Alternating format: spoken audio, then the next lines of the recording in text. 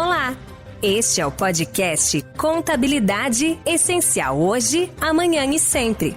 Uma iniciativa do Conselho Regional de Contabilidade do Estado de São Paulo, voltada para todos os profissionais do setor, escritórios de contabilidade e para empresas que contratam seus serviços.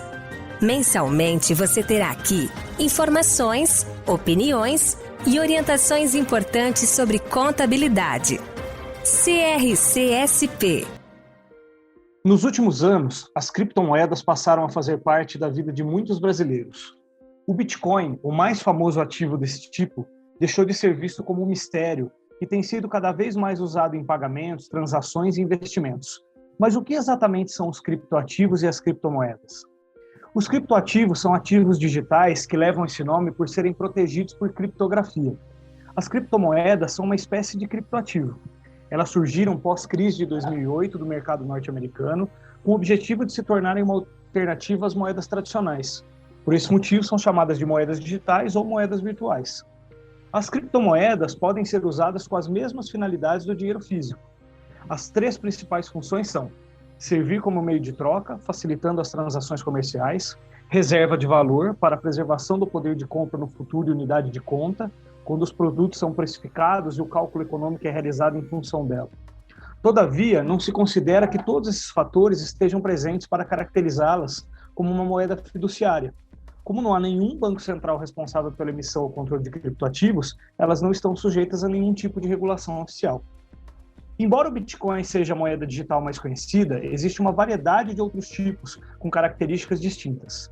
As criptomoedas são ativos recentes e com uma lógica própria e sofisticada de funcionamento. Por isso, ainda há muita gente com muitas dúvidas sobre como operar com elas. Para falar sobre esse instigante tema, o podcast de Contabilidade Essencial Hoje, Amanhã e Sempre, do Conselho Regional de Contabilidade do Estado de São Paulo, convido o conselheiro do CRCSP, José Luiz Ribeiro de Carvalho, vice-presidente do GANIF, Grupo Latino-Americano de Emissores de Normas Internacionais Financeiras, membro do Comitê de Exame de Qualificação Técnica do Conselho Federal de Contabilidade. Economista e contador, José Luiz é mestrando em Ciências Contábeis pela Fundação Escola de Comércio Armando Álvares Penteado, a FECAP. Agradecemos muito por sua ilustre presença, José Luiz. Olá, pessoal. É um prazer estar aqui falando sobre esse tema tão emocionante e que emerge como um grande assunto que domina a pauta das empresas, das pessoas, né? Quando trata de relações financeiras, investimentos. Então, é muito legal estar aqui falando desse tema com vocês. O Banco Central do Brasil, ele não regulamenta as criptomoedas, já que elas não são emitidas ou garantidas por ele, mas as considera como bens. Sendo assim, eles podem ser reconhecidos como ativos de uma empresa, Luiz? Uma vez que esses recursos alocados pelas empresas ou pessoas sejam comprováveis, né, e eles assim o são pelo sistema no qual eles são registrados, né, no sistema de criptografia chamado blockchain, né, é um sistema que ele está bastante espalhado, né, ele não é centralizado, né, no mundo, né, o blockchain é um sistema altamente seguro, né, e então essas operações ficam registradas no blockchain, no meu nome ou no nome da entidade, e podem ser resgatáveis pelo valor de cotação disponível no mercado, né? E, consequentemente, então você comprova o valor, você comprova o registro, comprova a existência, eles se referem a um ativo e, portanto, podem ser assim considerados do ponto de vista contábil. Luiz, recentemente, grupos de criptomoedas, eles compraram os principais anúncios do último Super Bowl, né, demonstrando a popularidade que esses ativos virtuais vêm ganhando nos Estados Unidos, né? Você acredita que o Brasil também está no mesmo caminho? O que falta para a gente chegar, né, nesse ponto dos americanos? As transações comerciais hoje, e o Brasil se inclui nisso, né, transações comerciais essas com criptomoeda, depende da aceitação da parte interessada para liquidar a operação, né? Então, hoje em dia, diversas entidades aceitam transações com criptomoedas, o Brasil não é diferente. O Brasil está nessa pegada é uma questão crescente, né? A gente vê operações cada vez mais ocorrendo em criptomoeda, então a gente está lá também. E como deve ser a contabilidade de bitcoins e criptomoedas na rotina de uma empresa, Luiz? Hoje, a gente tem uma orientação específica emitida pelo IASB, que é o International Accounting Standard Board, que é o órgão emissor de normas contábeis internacionais. Acho que vocês conhecem a IFRS, né? No qual o Brasil adota. O Brasil é um país adotante e a gente converte as IFRS em normas brasileiras de contabilidade, as NBCs, que são emitidas pelo Conselho Federal de Contabilidade. Portanto, as empresas brasileiras devem seguir esse normativo aplicado a criptomoedas que são emitidos por aquele órgão, né? Esse normativo considera que a questão de criptomoedas deve ser tratada como um ativo de estoque ou intangível, dependendo da finalidade com que a empresa o adquire. Então, já existe essa orientação de tratamento contábil do ponto de vista internacional.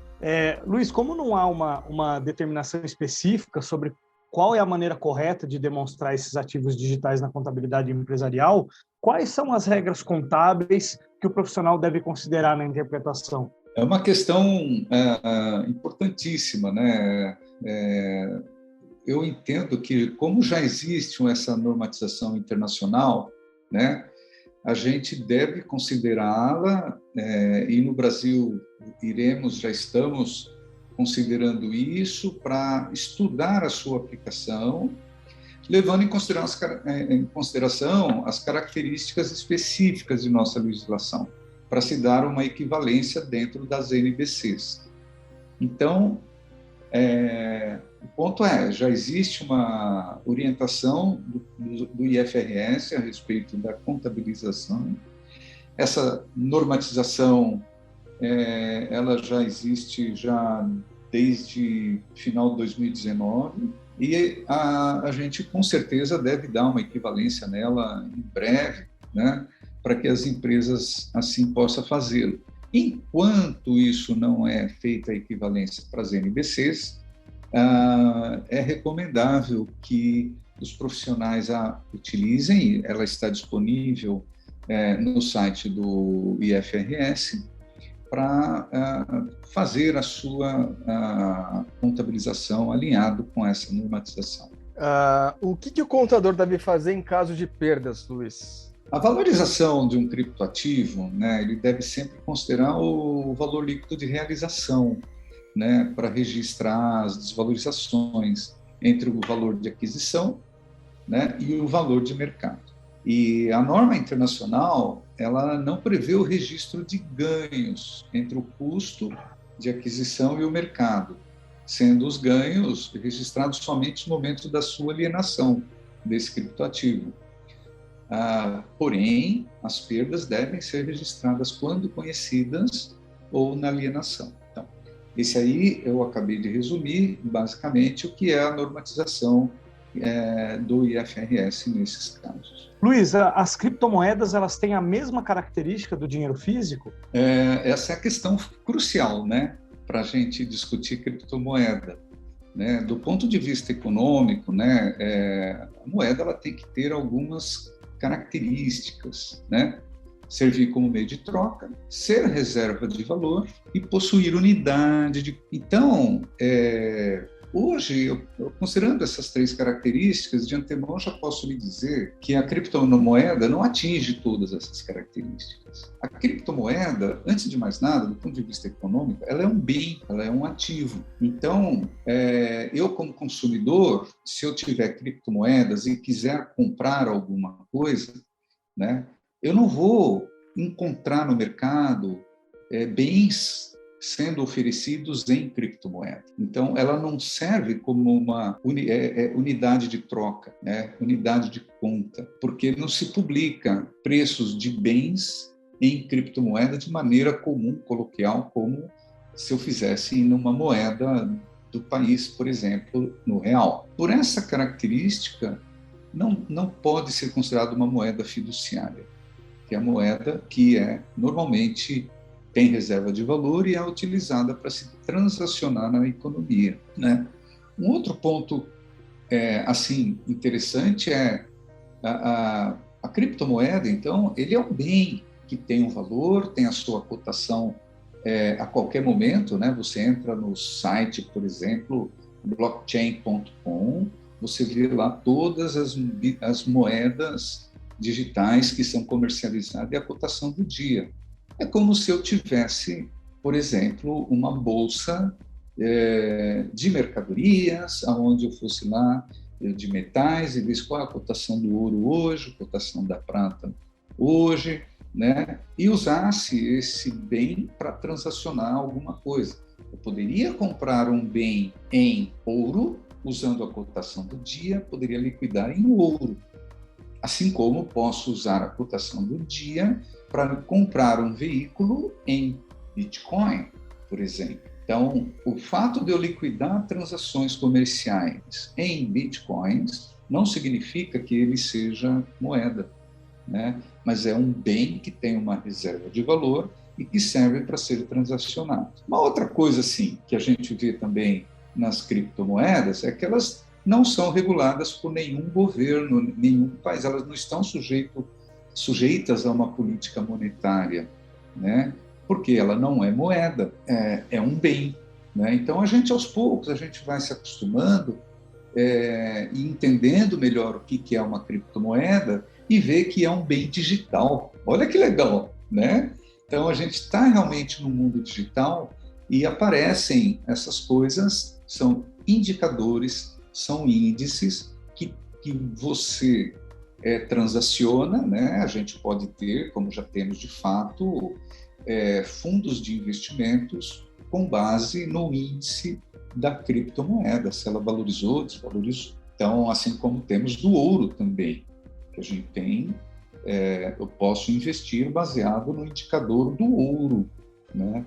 Mas o ouro não é moeda, percebe? Então, a gente está com essas características que fazem com que, do ponto de vista econômico, uma moeda digital, ela chama-se de moeda digital, se convencionou lá atrás, mas sem olhar todas as características econômicas de uma moeda, né? Então, a moeda digital hoje, ela é assim tratada, mas ela se configura, na verdade, num ativo digital, né, que é cotado em real time. A qualquer momento eu encontro a sua cotação e posso encontrar alguém interessado em transacionar com ela comigo, né? E eu posso vendê-la também, se eu a tenho, eu posso vendê-la a qualquer momento. Eu faço uma troca nesse mundo digital via blockchain e vendo aquele quantidade de moedas que eu tinha, a cotação da hora que eu fizer fechar e encontro alguém interessado em comprar, com certeza, nesse sistema chamado blockchain. Então é isso. Não é moeda do ponto de vista econômico, mas é moeda do ponto de vista coloquial, que as pessoas falam e da maneira como ela é comercializada no mundo hoje. Se chama, né, de criptomoeda, mas de fato são bens que têm valor econômico, né? E assim a gente deve tratá-lo como bens e não como ativos, né? Mas não como moeda. Ele não recebe tratamento de moeda do ponto de vista contábil. Luiz, por que o contador deve conhecer, deve estudar sobre esse tema, sobre as criptomoedas? Você acha que vai ficar cada vez mais, um assunto cada vez mais presente na vida dele daqui para frente? Será, e já é uma realidade que está cada vez mais comum, né? Na medida que as trocas econômicas, as transações, as empresas coloquem esses recursos na sua operação, a contabilidade ela é chamada para achar soluções de como registrar, né? Então, hoje a gente já pode dizer, o fisco também já tem orientação de como você deve tratar isso, né? Então, tanto na sua declaração de renda pessoa física, isso é um bem, bem em direito, então você deve declarar lá como bem em direito, né? E assim como a pessoa jurídica também, né? Então, hoje já temos um avanço nessa parte, né? A grande discussão que se coloca do ponto de vista contábil é onde essa classificação, que a norma internacional requer que seja um estoque ou um ativo intangível, dependendo da finalidade com que adquiro, né? Então, há uma discussão nisso, ou eventualmente um outro grupo de contas, se isso deveria ser registrado, né? Então, é uma discussão super presente, super relevante, e que o contador, o profissional da área contábil, deve sim estar atualizado e acompanhando esses movimentos. Com certeza, no Conselho Regional de Contabilidade de São Paulo, no Conselho Federal, já estamos estudando isso e, em breve, teremos mais orientações a respeito. Ô Luiz... Você vê que eu juntei aqui o tema conceito que é moeda, né? E com discussões que se seguem na parte de transações econômicas, e depois dessa sua pergunta relacionada à questão da importância disso para o profissional da área contábil, né? Eu tenho uma pergunta, Luiz. Criptomoedas, é só Bitcoin ou existem outras? As criptomoedas hoje, elas se proliferaram, essa é a verdade, né? E nós temos isso no sistema, no blockchain, né? Então, existe uma infinidade de criptomoeda, né? Hoje, né, do ponto de vista mundial, né, ativos digitais, eles têm um valor de mercado que excedem 250 bilhões de dólares, né? E isso é cada vez mais crescente, né? Então, isso, obviamente, chama a atenção dos profissionais de contabilidade, dos normatizadores contábeis, né? Para resolver as questões relacionadas ao registro desses ativos, né? Então, esse é outra coisa interessante muitos acreditam que quem inventou o Bitcoin no final de 2008 foi o Satoshi Nakamoto, né? Mas muitos acreditam que esse nome Satoshi Nakamoto é um pseudônimo ou pode até ser um grupo de pessoas ao invés de ser uma pessoa só. Isso foi um estudo acadêmico, feito por Popper, um cientista econômico, em 2015. Então, na verdade, o Nakamoto ele foi capaz, né, de desenvolver, baseado em servidores, na parte de criptografia, né, adotando uma metodologia peer-to-peer, né, o P2P, né, a metodologia de contrapartes, né, que permite cada computador para manter um controle contínuo das atividades que se faz na rede, tudo isso criptografado, né? Então, isso é um método novo, né, para poder dar início a essas transações. Sem isso, não seria possível. Eu acabei de ver aqui que existem, que era essa quantidade toda de criptomoeda existente. Levantamentos variam, mas indicam a existência de 10 mil a 15 mil criptomoedas em circulação. O número é considerado alto por especialistas, mas reflete também uma facilidade crescente de criar uma criptomoeda, uma matéria da CNN Brasil do dia 6 de dezembro, agora o último. O negócio é absurdo, por isso que é melhor nem a gente... são, assim, centenas, você falou milhares, né? Milhares. E a gente tem muito recurso nisso, divulgado nos sites, eu acho que já tem, o pessoal consegue achar bastante. Por isso o nosso foco em contabilidade, eu acho bem legal, porque a gente está saindo, né, do funcionamento, porque tem bastante coisa já espalhada aí. E a gente fala que uma das perguntas que a gente acabou de fazer, né, foi se as moedas digitais, né, se elas correspondem ao dinheiro físico, né? o dinheiro físico, a gente tem uma determinada segurança para lidar com ele, né? Você tem os bancos, os cofres e o acesso ao dinheiro físico. E como que fica a questão da segurança com as criptomoedas? Como que isso funciona? Tem a questão do Pix mais recentemente, né? Que as pessoas tem muita gente que ainda tem um pouco de receio de usar, justamente por causa da segurança, né? O Banco Central, inclusive, até mudou um pouco as regras, né? E a normatização para ver se torna o ambiente mais seguro. Com relação às criptomoedas, também tem esse ambiente seguro? Como que isso funciona? Bom, para responder essa questão, né, se a criptomoeda é segura, a gente tem que entender onde ela fica registrada, né? Aonde que eu faço as operações com criptomoeda, né?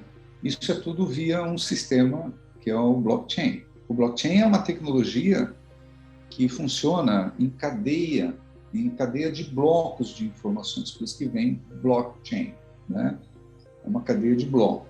Ele é um livro diário, ele é um registro público, né?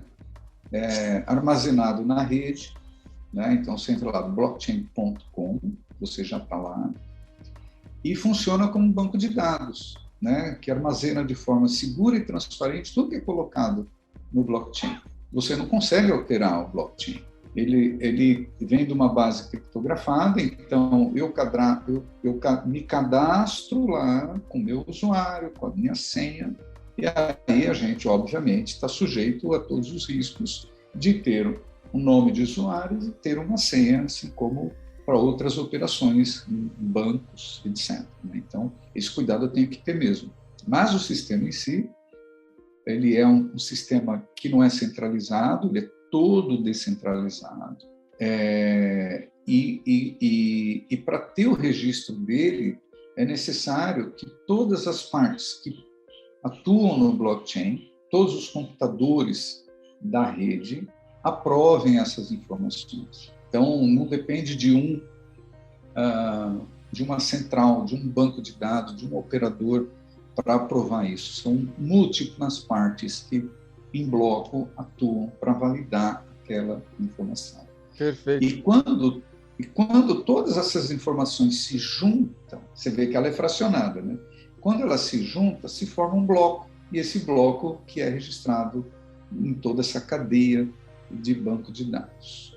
Então, a resposta é que elas, né, na formação do bloco, criam uma criptomoeda e isso valida e é um ambiente extremamente seguro.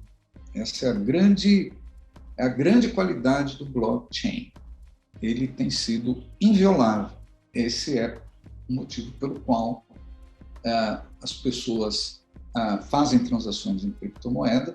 Quando ela vai fazer a transação em criptomoeda, ela quer saber se isso é um ambiente seguro, porque eu estou colocando dinheiro, comprando um recurso digital, um ativo digital.